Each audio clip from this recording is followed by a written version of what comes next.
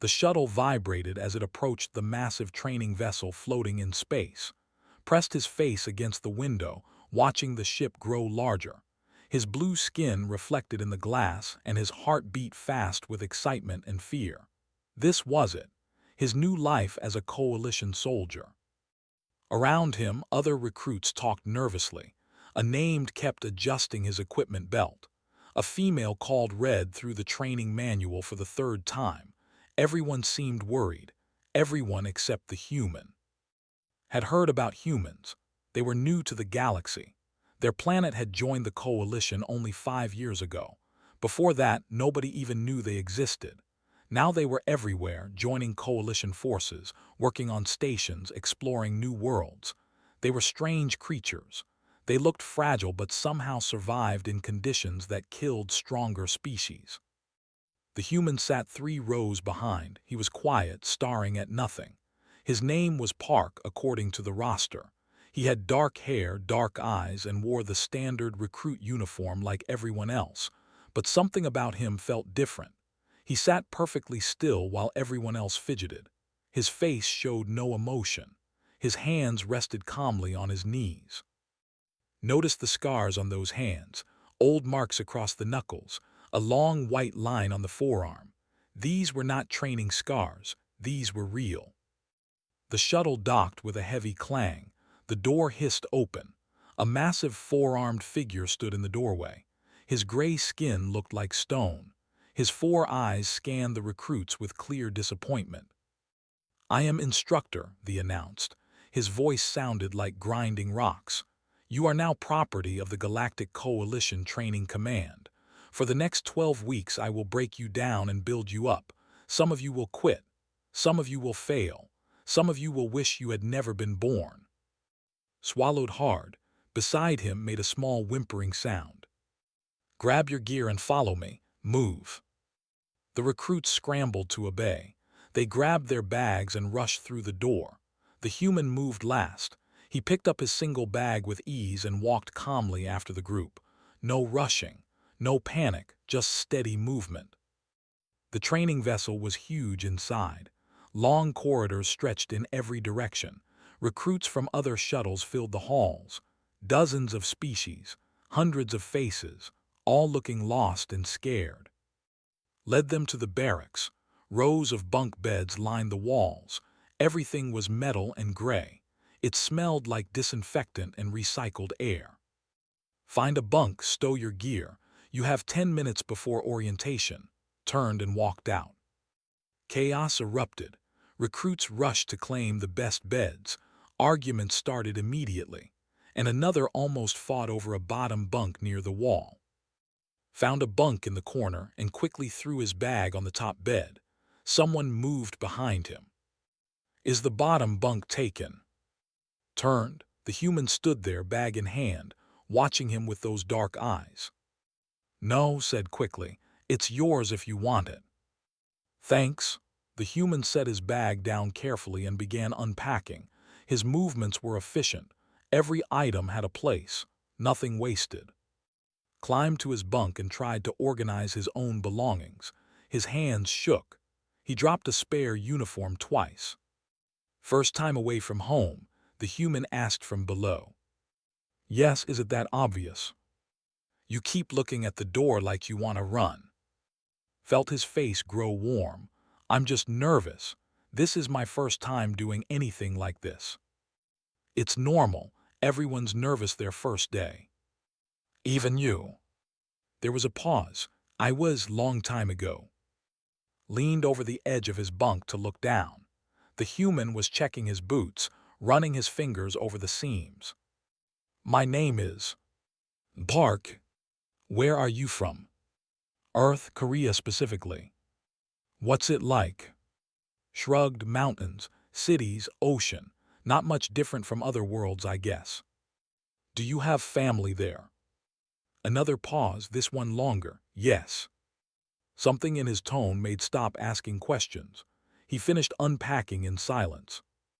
Orientation was held in a large hall.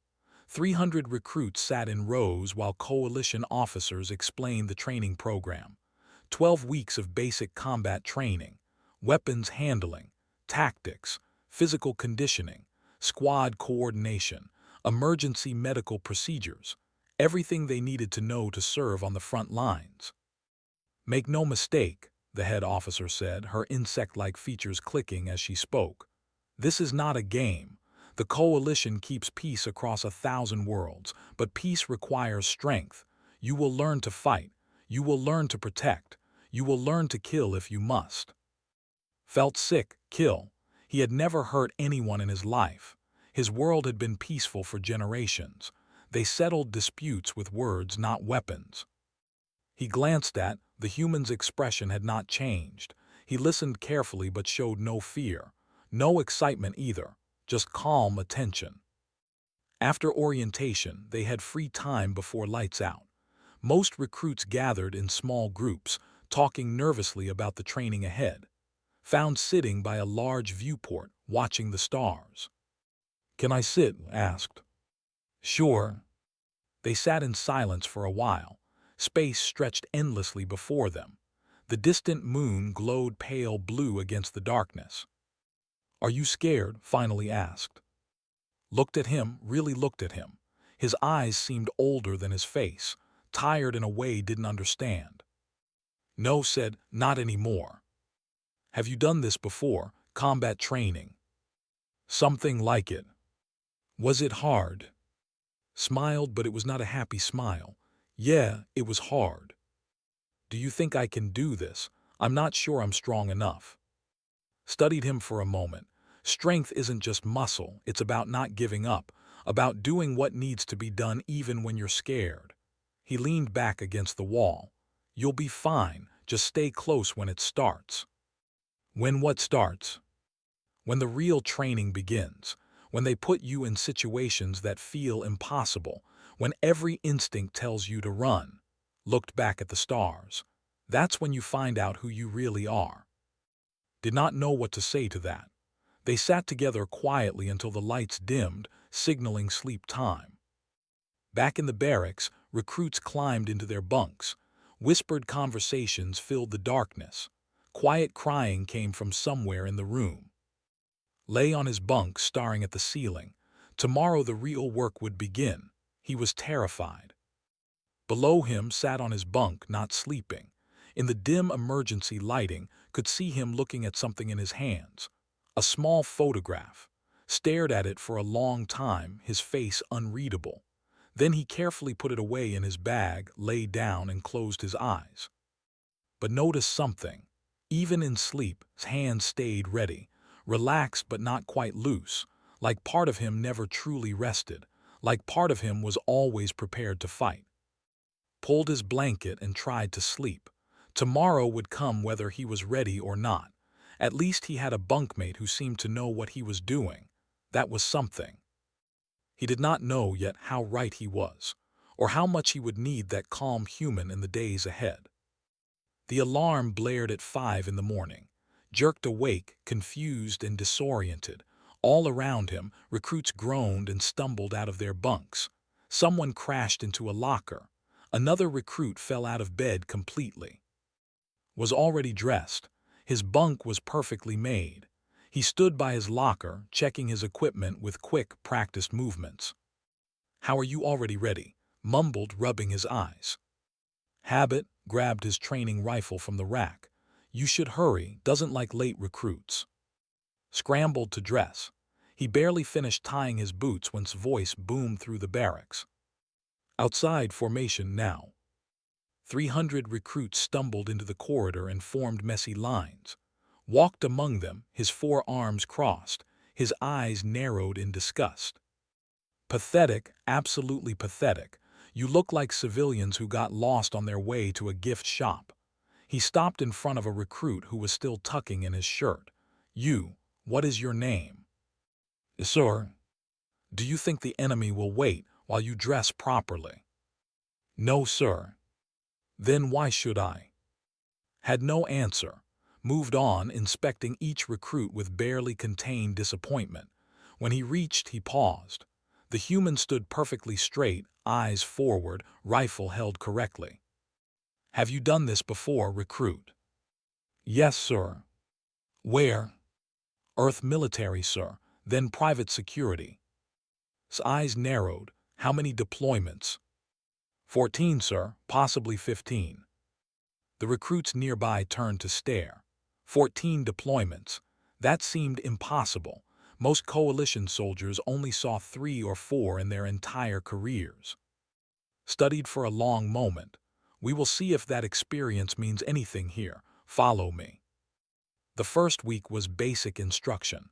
How to hold a weapon, how to move in formation, how to communicate with your squad. For most recruits, everything was new and confusing. Moved through it like breathing. He knew every stance before demonstrated. He cleared his weapon faster than the instructors. He hit targets others couldn't even see. During marksmanship training, struggled to hit the target at all. His shots went wild. The rifle felt awkward in his hands. Beside him was not much better.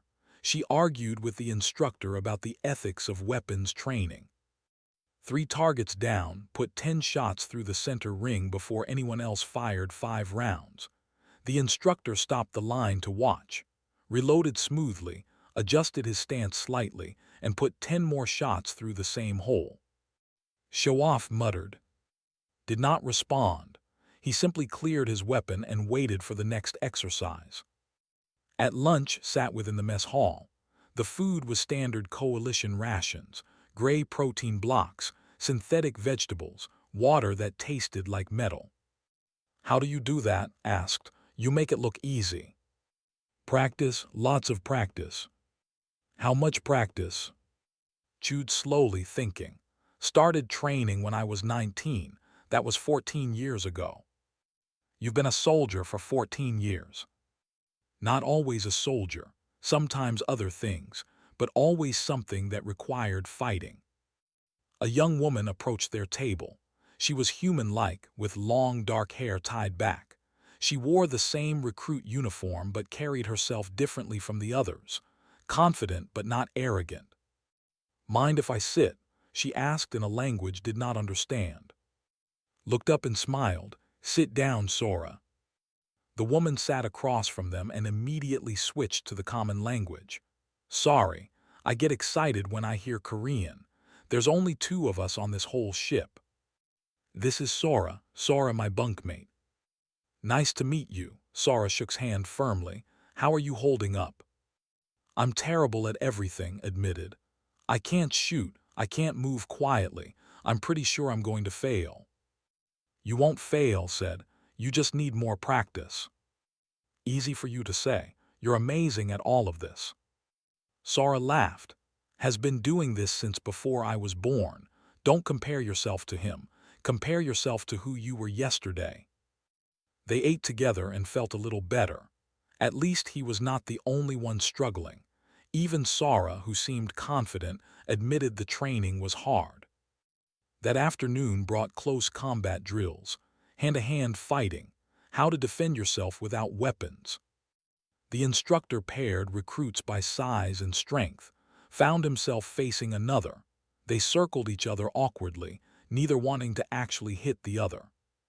Across the mat faced a huge recruit. The alien was twice his size, with 4 arms and stone-like skin. Everyone stopped to watch. Begin, the instructor called. The lunged, his 4 arms reached for like a cage closing. Moved, not away, toward. He slipped inside this reach, struck 3 times too fast to follow, and the huge alien crashed to the mat gasping for air. The entire training hall went silent. How, the wheezed, how did you? Helped him up. You're strong, but strong doesn't matter if I don't let you grab me. Want to go again? I'll show you. For the next 30 minutes worked with showing him how to guard his weak points. The alien learned quickly. By the end, they were evenly matched. Watched from the side of the room, he made notes on his. When the session ended, he called over. Walk with me, recruit. They left the training hall, saw them through the window talking quietly. The expression was serious, answered his questions calmly. That evening during free time, found in the common area, the human was helping with his weapon maintenance. The nervous kept dropping parts. "Just take your time," said patiently. "The weapon isn't going anywhere." "I'm sorry, I'm so clumsy." "You're learning, there's a difference." Sat down to watch. Sora joined them carrying training manuals. "Did talk to you about something?" Sora asked. "He asked about my background, wanted to know where I learned to fight." "What did you tell him?" "The truth, Korean military for 4 years, worked private security for 3, then other things." "Other things?" Looked up from his weapon. "What other things?" Was quiet for a moment. "Things I'm not proud of, but things that needed doing." "Like what?" "Like protecting convoys through war zones, like guarding refugees, like fighting when fighting was the only option left." The weight in his voice made stop asking questions. Walked past, still reading her manual. She overheard the conversation and stopped. 14 deployments, that's what you told. How is that even possible?" "Time adds up. Most soldiers see 3 or 4 in a lifetime. You're claiming you've seen 14. In 14 years. 15 years, and I'm not claiming anything. That's just how it was." "I don't believe you. No one fights that much." Shrugged. "Believe what you want. Humans can't be that different from other species. You can't just fight constantly." Looked at her with those tired eyes. "You're right, we're not that different, but Earth was not peaceful when I grew up. There were always conflicts, always wars, always someone who needed protecting." He went back to helping. "I joined the military because I wanted to help. Then I kept fighting because I was good at it, and people kept dying when I wasn't there." Silence fell over the group. Even had nothing to say to that. Later that night, lay in his bunk thinking about what it said. 14 deployments, 15 years of fighting. How did someone survive that? How did they stay sane? Below him was having another nightmare. Heard him shifting restlessly, heard him breathing hard. Once he whispered something in Korean, a name maybe, or a plea. Then it stopped, sat up. In the dim light saw him put his head in his hands. His shoulders shook once, just once. Then he took a deep breath and lay back down. Pretended to be asleep. Some things were private, some pain was not meant to be shared. But he understood something now. Was good at fighting not because he enjoyed it. He was good because he had done it so much that his body moved without thinking. The cost of that skill was written in those nightmares, in those old scars, in the weight behind his eyes. Decided something that night. He would learn from, he would get better. Not because he wanted to be a great warrior, but because if someone like had sacrificed so much to protect others, then could at least try to do his part. Tomorrow the training would continue, and would be ready. 3 weeks into training could finally hit the target. Not perfectly, but enough that the instructors stopped yelling at him. He moved better in formation. His hands no longer shook when holding the rifle. Progress was slow, but it was real. Helped whenever he could. During breaks, he worked with anyone who asked. He showed how to breathe during stress. He taught defensive positions. He ran extra drills with recruits who struggled. The instructors noticed, pulled aside again. "You're acting like an instructor, recruit." "Just helping my squad, sir." "Your squad is supposed to figure things out themselves." "They will, sir. I'm just giving them tools to work with." Studied him with those 4 ancient eyes. "You've done this before, led troops." "A few times, sir." "How many is a few?" "Depends on what counts as leading, sir. I was squad leader twice. Fire team leader 4 times. Ran security details for 2 years." "And before you joined us, what were you doing?" Hesitated, "Working independently, sir." "That's not an answer." "It's the only answer I have, sir."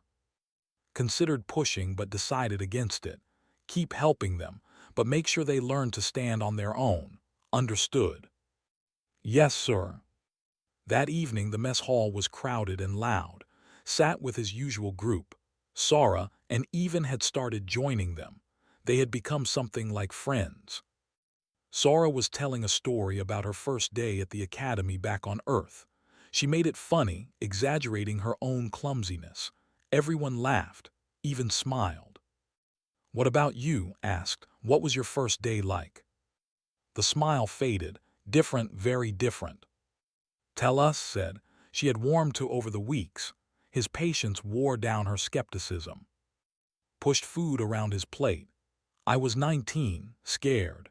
Drill instructors screamed at us for 8 hours straight. I threw up twice from the physical training. Cried myself to sleep that night." The table went quiet. No one had imagined scared or crying. "What changed?" asked softly. "Nothing changed. I just got used to being scared." Met their eyes. Being brave doesn't mean not being afraid. It means doing what needs to be done even when you're terrified. Sora nodded. "My instructor at the academy said something similar. He said courage is acting despite fear, not without it." Smart man agreed. He also said that humans have a special kind of stubbornness, that we don't know when to quit. "That's true enough," almost smiled again. "We're not the strongest, not they, but we're too stupid to give up." "Is that why you keep fighting?" asked. "Stubbornness." Considered the question seriously. "No, I fight because people need protecting, because I have the skills to help, because if I don't, someone else will have to, and maybe they won't come back." "You talk like you expect to die," said quietly. "I expect to survive, but I'm prepared to die if that's what it takes." He looked at each of them. "That's the difference between surviving and protecting. When you protect someone, their life matters more than yours." No one knew how to respond to that. Later found alone in the observation lounge. The human stood by the large window, watching stars drift past. He looked tired, more tired than usual. "Can't sleep?" asked. "Sleep is complicated." "The nightmares." Glanced at him. "You've noticed." "Hard not to. You make sounds sometimes, like you're fighting in your sleep." "Sorry, I'll try to be quieter." "That's not what I meant." Joined him at the window. "I was wondering if you wanted to talk about it." "There's nothing to talk about." "Everyone says talking helps." "Everyone hasn't seen what I've seen." They stood in silence. Ships moved in the distance, tiny lights against endless darkness. "My first deployment was supposed to be simple," said suddenly. "Security detail for a medical convoy. Just escort them through a safe zone. Easy money." Waited. He knew well enough now to know when to stay quiet. "It wasn't safe. Insurgents hit us 2 kilometers from the checkpoint. Rockets, small arms fire, explosives. The lead vehicle exploded before we even knew we were under attack." His voice was flat, emotionless. "I was 20. I'd been in the military for 1 year. I thought I was ready." "What happened?" "We fought. Some of us survived. Most of the medical staff died. I pulled 3 people out of burning vehicles. 2 of them lived." He touched the window glass. "I still see the one who didn't, every time I close my eyes." "Is that why you have nightmares?" "That's one reason. There are others." "How many others?" Looked at him, really looked at him. "Too many, way too many." Footsteps approached. Sora entered the lounge carrying 2 cups of something hot. She handed one to. "Tea, or what this ship thinks is tea." "Thanks," sipped it and made a face. "That's terrible." "I know, but it's hot and it's not protein blocks." She leaned against the window. "Can't sleep either." "Never can." "The nightmares again." Nodded. Sora looked at. "Did he tell you about the convoy?" "Just now." "Did he tell you about the time he held a position alone for 6 hours while his team evacuated?" "No." "Or the time he talked a kid out of detonating a bomb in a market?" "No." "Or how he once carried 3 wounded soldiers out of a building while it was collapsing?" Shifted uncomfortably. "Sora." "He doesn't like talking about the good parts," Sora said too. "Only the bad parts, only the people he couldn't save." "Because the good parts don't matter. The dead don't care that I saved someone else." You matter, Sora said firmly. The people you saved matter. You can't carry all that weight alone. I'm not alone. I have you annoying me constantly. Sora punched his arm lightly. They spoke in Korean for a moment, voices soft. Couldn't understand the words, but he understood the tone. Affection, concern, friendship. Sorry, Sora said, switching back. We get emotional in our native language. It's okay, said. You two are close. We're the only humans on this ship. That creates a bond. She smiled. Plus, he tells terrible jokes in Korean that only I can understand. They're great jokes, protested. They're awful. They talked for another hour.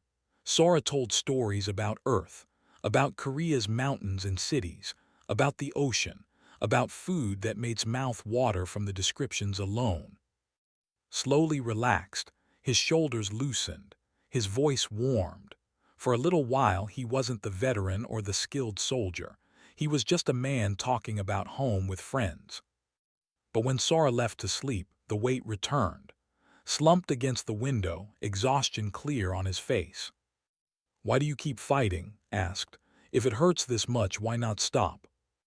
Because stopping means someone else has to do it, someone younger, someone who might not be ready, rubbed his face. I've been fighting for 15 years, I'm good at it, I survive. But every deployment, every fight, there's a chance I don't come back. And if that happens, he trailed off. If that happens, at least someone else lived. Exactly. That's not fair to you. Fair doesn't matter. What matters is keeping people alive. Felt anger rise in his chest, not at but at the universe that put this burden on him. You can't protect everyone. I know, but I can try. What about protecting yourself?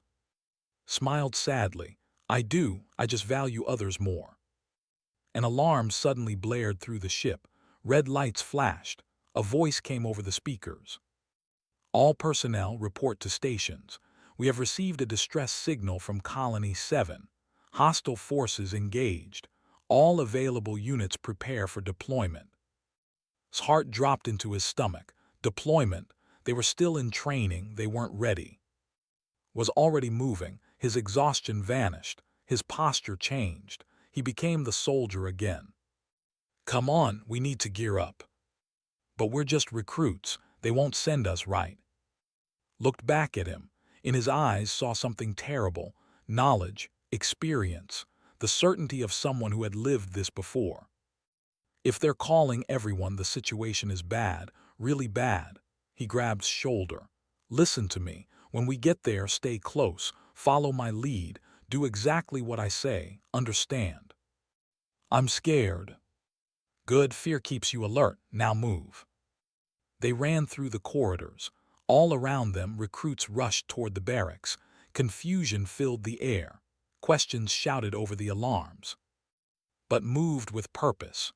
He knew exactly what to do because he had done this before, many times before. And as followed him through the chaos, one thought repeated in his mind. This was real, this was actually happening, and somehow he needed to be ready. The shook as it entered the atmosphere, gripped his harness so hard his hands hurt. Around him, 30 recruits sat in terrified silence. Only the veterans scattered among them looked calm. Sat across from, checking his rifle for the third time. His movements were automatic. Magazine out, check the rounds, magazine in, chamber check, safety on. Over and over. His face showed no emotion. Sora sat next to, also checking her weapon. Her hands were steadier than his, but he could see fear in her eyes. She kept looking at like he was an anchor in a storm.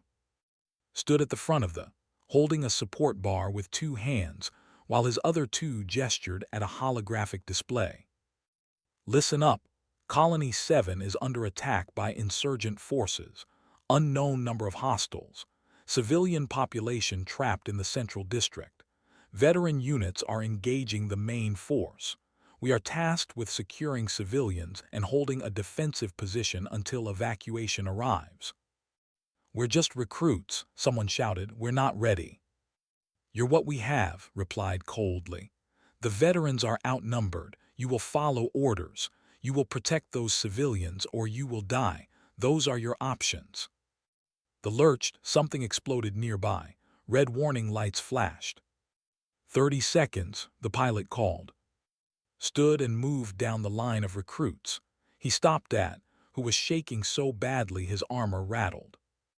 Breathe, said calmly. In for 4 counts, hold for 4, out for 4, do it now. Tried, his breathing was ragged but it slowed. Move 2, remember your corners and cover. Don't stand in the open. Move fast between positions. He stopped at each recruit giving quick advice, simple reminders. His voice was steady, confident it helped. When he reached, he gripped his shoulder. Stay behind me, watch what I do, you'll be fine. I don't think I can do this. You can, fear is normal, use it. Let it make you careful, not frozen. They landed hard, the doors blew open, smoke and noise rushed in. Move, move, move, roared. Stumbled out into chaos. Buildings burned around them. Debris covered the streets. Distant gunfire echoed between structures. The air tasted like ash and chemicals. Recruits scattered in confusion. No one knew where to go. Panic spread fast. His voice cut through the noise. Squad 3 on me. Defensive positions around that building. It wasn't his squad. He had no authority, but his tone demanded obedience. Recruits moved toward him automatically. Saw what was happening and nodded. Park has tactical command of Squad 3. Everyone else, form on your designated leaders. 15 recruits gathered around, including Sora and, he pointed at a half-collapsed building. Civilians inside. We set up a perimeter, overlapping fields of fire, take 4 recruits and cover the east approach. You and 3 others on the west. Sora north with me. You're my shadow. Everyone understand. They nodded, too scared to speak. Good move. They spread out, followed to a position behind a low wall. Rubble provided good cover. He could see 3 streets from here.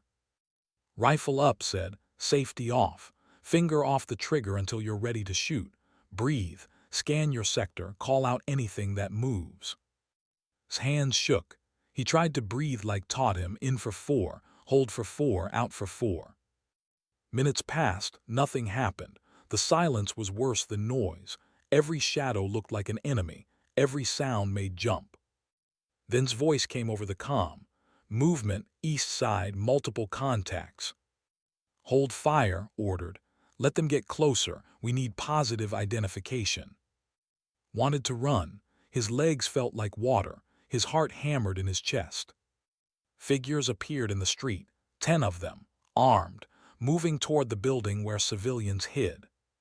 Hostiles confirmed, said calmly. Engage on my mark, aimed shots 3, 2, 1, mark. The recruits opened fire. The noise was deafening, pulled his trigger, not sure if he hit anything. His shots went wide. Beside him fired 3 times. 3 hostiles fell. He shifted aim. 3 more shots, 3 more targets down. His movements were smooth, mechanical, like this was just another training exercise. The remaining hostiles scattered, returning fire. Bullets sparked off the wall above his head. He ducked instinctively. Stay up, grabbed his armor and pulled him back into position. You can't shoot from cover if you hide. Fire. Forced himself up and fired. His shots were wild, but one got lucky. A hostile stumbled. The firefight lasted maybe 30 seconds. Then the street was clear. Bodies lay in the rubble. Smoke drifted from weapons. Stared at what he had done. His stomach churned. He had shot someone, maybe killed them. No time, said, reading his expression. You can process later. Right now we have a job. I just... Later, reload, stay ready. Forced his shaking hands to eject the magazine and load a fresh one. His training took over. The movements were automatic. West side under fire, shouted over the comm. Panic filled his voice. Hold your positions, ordered. Sara, you're in command here, I'm going to help. Wait, started.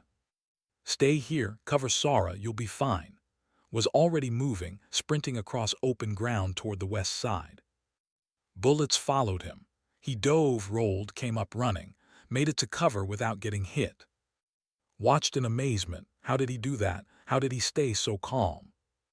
The answer was simple but terrible. Practice. Had done this so many times that fear no longer controlled him. Only purpose mattered. For an hour they held the position. Small groups of hostiles probed their defenses. Each time the recruits drove them back. Each time they got a little better, a little less panicked. Moved between positions, coordinating their defense. He was everywhere at once, encouraging when he froze, correcting positioning, helping wounded recruits to cover. Then the situation changed. A larger group appeared, 20 hostiles, maybe more.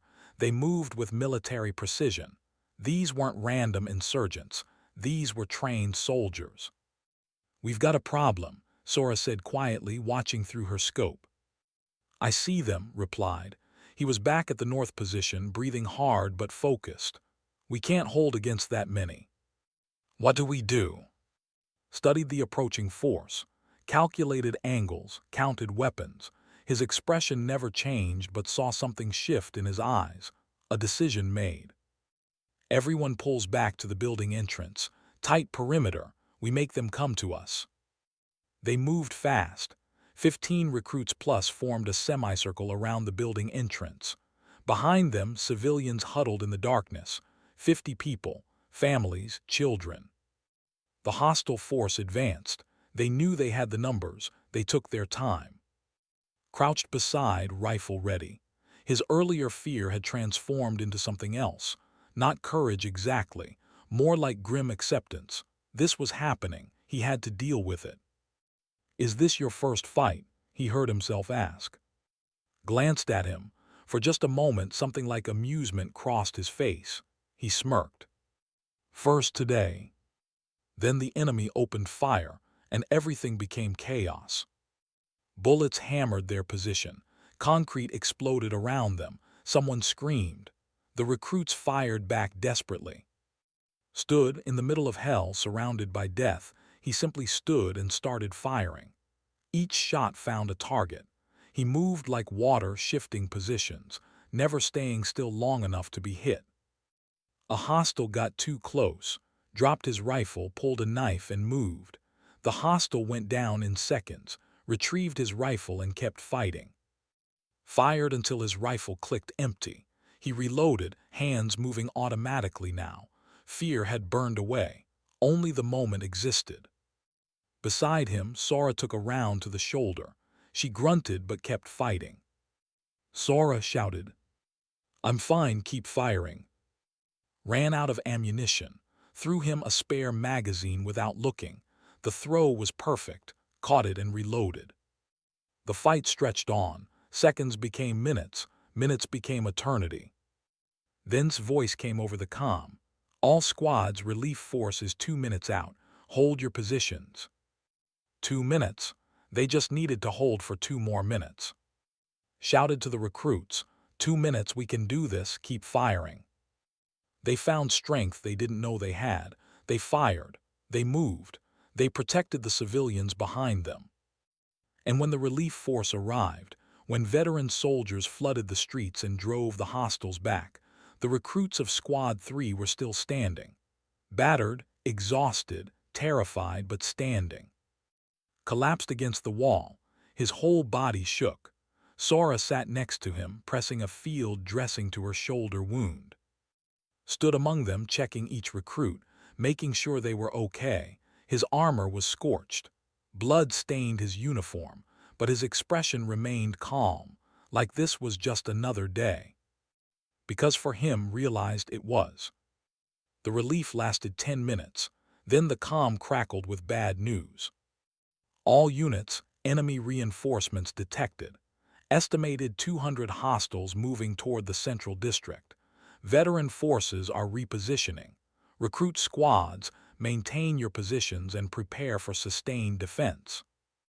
Looked at in horror, 200. "We held against 20. We can hold against more." His voice was steady, but his eyes told a different story. 200 was not good odds. A medic rushed over to check Sora's shoulder. The wound was not deep, but it bled heavily. She gritted her teeth as the medic applied sealing foam. "Can you still shoot?" asked her. "Yes, it's my left shoulder. I shoot right-handed." "Good, we need everyone." Approached, her earlier skepticism completely gone. "What's the plan?" Studied the surrounding area, the street layout, the building behind them, the debris that could provide cover. "We're outnumbered. Direct confrontation is suicide. We need to make them come to us slowly. Use the terrain, create choke points." He pointed at collapsed buildings. "We set up overlapping fields of fire, force them through kill zones, make every meter they advance cost them."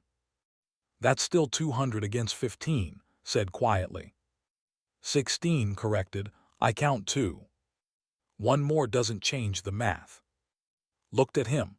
"In my experience, one person in the right position can change everything. Now help me move these barriers." They worked fast, positioned them like chess pieces. Each recruit had a specific field of fire. Each position supported the others. It was brilliant defensive work. Arrived with ammunition and supplies. He studied setup and nodded approval. "Good work, recruit. This might actually hold." Might asked nervously. "Nothing is certain in combat. You do your best and hope." Distributed ammunition. "Coalition High Command is sending evacuation shuttles. They'll arrive in 6 hours." 6 hours, felt his heart sink. 6 hours, confirmed. "Until then we hold this position. We protect those civilians, clear." "Clear, sir," they answered together. Left to coordinate the other squads. The recruits settled into their positions. Night was falling. The burning buildings cast strange shadows. Moved along the line, talking to each recruit quietly. Couldn't hear the words, but he saw the effect. Shoulders straightened. Grips tightened on weapons. Fear remained, but so did determination. When reached, he sat down beside him. "How are you holding up?"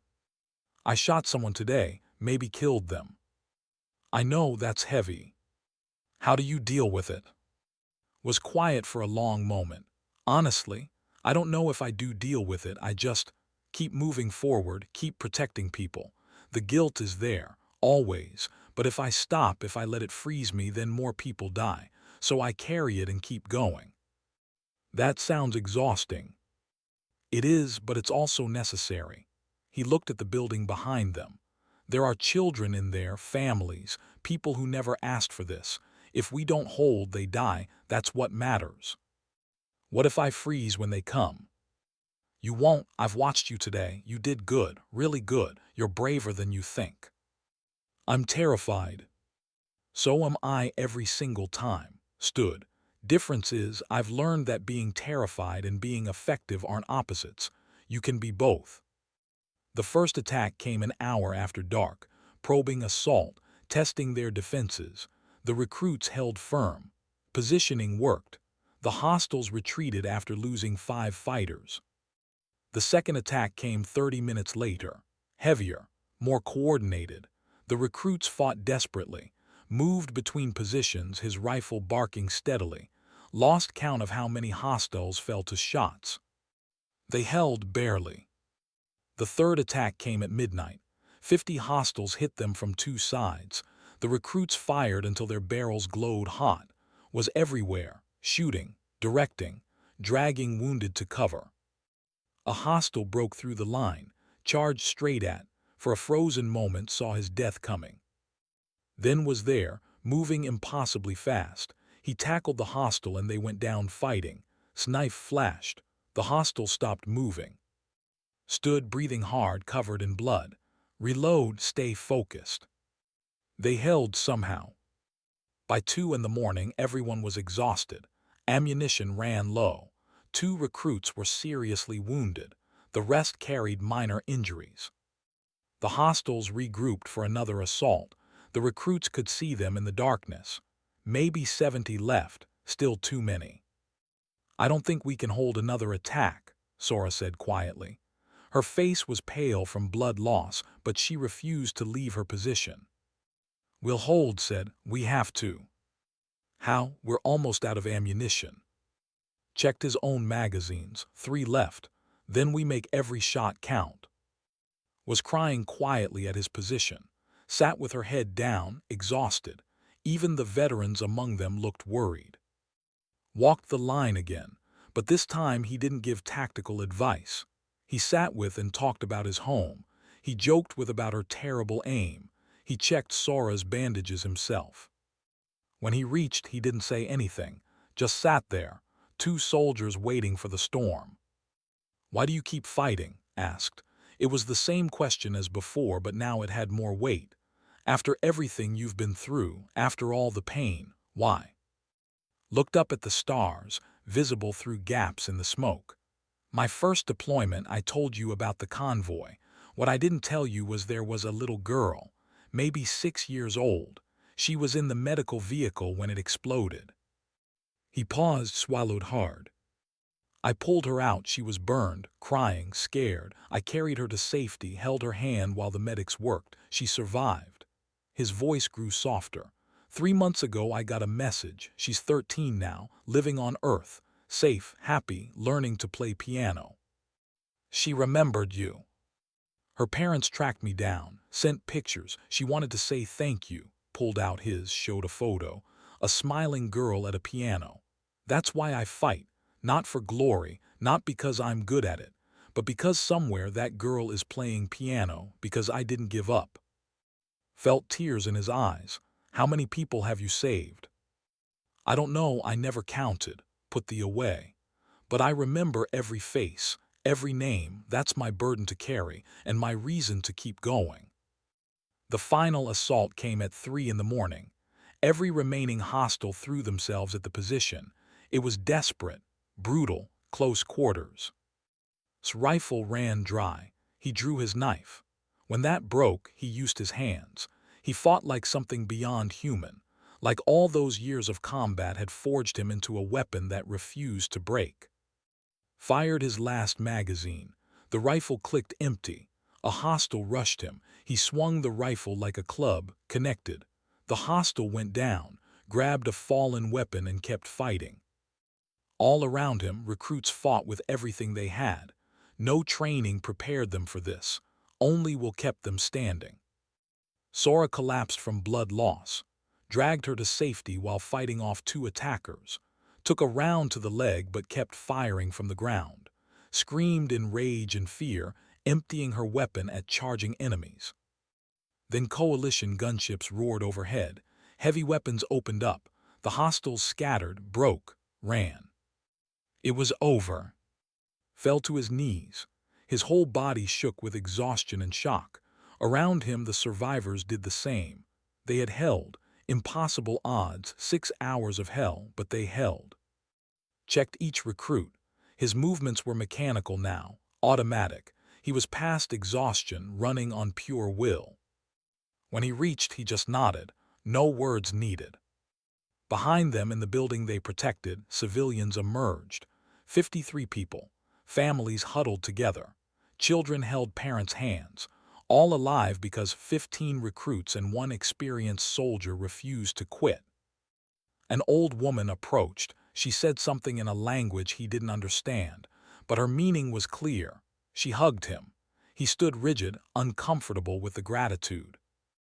A child ran up and hugged his leg. His expression finally cracked. His eyes glistened.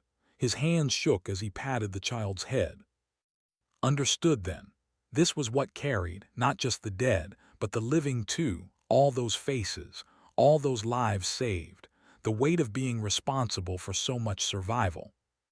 Evacuation shuttles arrived as dawn broke. The recruits were loaded aboard. Medics treated wounds. Officers took reports. Found sitting alone, staring at nothing. 7 hostiles, said quietly. That's how many you personally eliminated tonight, plus 3 you took down in close combat, plus the tactical coordination that saved everyone. I was just doing my job, sir. You're a recruit. This wasn't your job, but you did it anyway. Sat beside him. I'm recommending you for early advancement, squad leader position. You've earned it. I don't want advancement, sir. I just want to keep people alive. That's exactly why you're getting it. On the shuttle ride back, the recruits sat in silence. They had changed, all of them. They had seen combat, survived, become something more than civilians in uniform. Sat beside, the human was asleep finally, head back against the wall. His face looked younger in sleep, peaceful, the weight temporarily lifted. Sara, bandaged and medicated, leaned against other side. He saved us all, you know. Without him, we would have died in the first hour. I know. Did you see him fight? Really fight? That wasn't training. That was survival made into art. How does he do it? How does he keep going? Sora smiled sadly. Because people like that girl playing piano exist. Because if he stops, fewer people survive. He told me once that the hardest part isn't fighting. It's living with the knowledge that when you're not fighting, someone else is dying. That's a terrible burden. It is, but he carries it because no one else can or will. She looked at with obvious affection. He's the best of us and the most broken. Both things are true. Watched his friend sleep. The scars made sense now. The nightmares, the calm in battle. All of it had been earned through years of sacrifice. When they returned to the training vessel, other recruits treated Squad 3 like heroes. They had held an impossible position, saved 53 civilians, survived against overwhelming odds. But didn't celebrate. He filed his report, checked his equipment, and that night he sat by the viewport again, watching the stars, carrying the weight of another battle survived.